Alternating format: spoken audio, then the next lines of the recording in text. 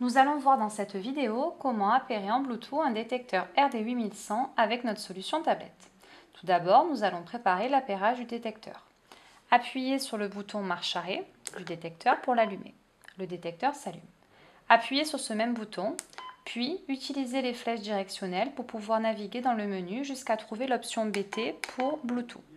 L'option BT apparaît. Appuyez sur ce bouton pour valider. Utilisez les flèches directionnelles pour naviguer dans le sous-menu de l'option BT jusqu'à trouver l'option On. L'option On apparaît, appuyez sur ce bouton. Puis réappuyez sur ce bouton pour revenir dans le menu BT. Et utilisez les flèches directionnelles pour naviguer dans ce sous-menu jusqu'à trouver l'option Prot pour protocole. L'option Prot apparaît, appuyez sur ce bouton pour valider.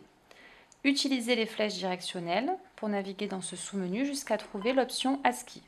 L'option ASCII apparaît, appuyez sur ce bouton pour valider. Puis choisir le format 1 ou 2 et valider en appuyant sur ce bouton.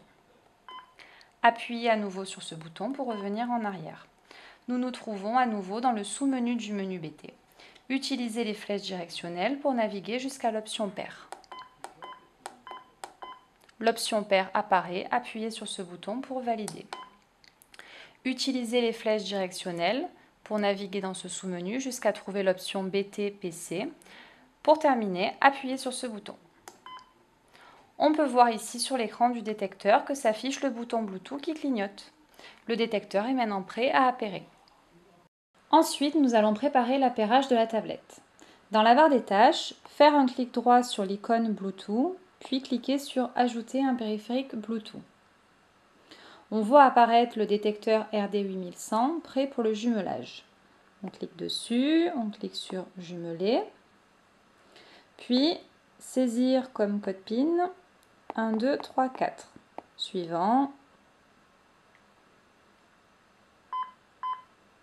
On peut donc voir que le détecteur est maintenant connecté et sur l'écran du détecteur, cela se matérialise par le fait que l'icône Bluetooth qui jusqu'alors clignotait est maintenant devenue fixe.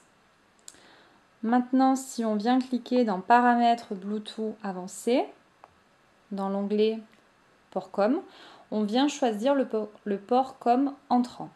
En fait, pour tous les détecteurs de la gamme radiodétection équipés en Bluetooth, il faut choisir les ports COM entrants, car c'est le détecteur qui se connecte à la tablette et non l'inverse, comme c'est le cas pour les détecteurs de la marque Vivax. Et c'est ce port, donc ici en l'occurrence le port COM 8, que vous allez devoir renseigner dans le logiciel. Donc vous validez. Maintenant, vous allez lancer TopoCalc. Vous créez un chantier, vous lui donnez un nom. Vous sélectionnez une bibliothèque. Vous vous connectez au GPS. Puis, vous allez dans le bouton symbolisant le menu principal. Vous cliquez sur Liaison détecteur. Et dans le paramétrage du port de communication, c'est là que vous allez venir renseigner le port COM entrant vu précédemment, c'est-à-dire le port COM 8. Vous validez. Le détecteur est maintenant connecté au logiciel et on peut même voir que dans le ruban du logiciel apparaît le ruban détection. L'appairage Bluetooth entre le détecteur et le logiciel est réussi.